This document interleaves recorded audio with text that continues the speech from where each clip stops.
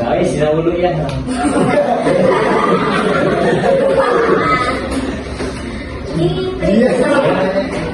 Magandang umaga sa ating lahat.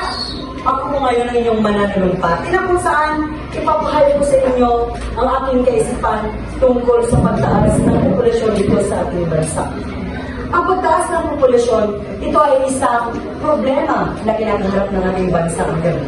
Ayon nga sa Philippine Statistics Authority, ang bansang Pilipinas ay ang bilang ng populasyon ay nasa 150 million.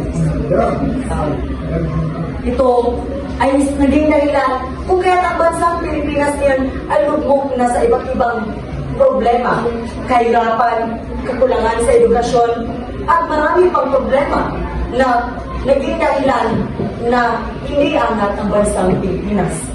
Bilang isang Pilipino, narito ako sa inyong harapan, nagpapahayag ng aking kaisipan at naniniwala na ako, kayo, tayong lahat ay kaya natin solusyonan ang problema nito.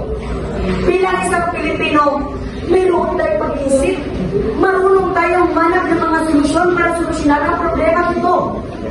Sex education ay isa sa programa ng gobyerno para masolusyonan ang problema nito. Turuan ang mga Pilipino mag-aaral, lahat ng mamamayan.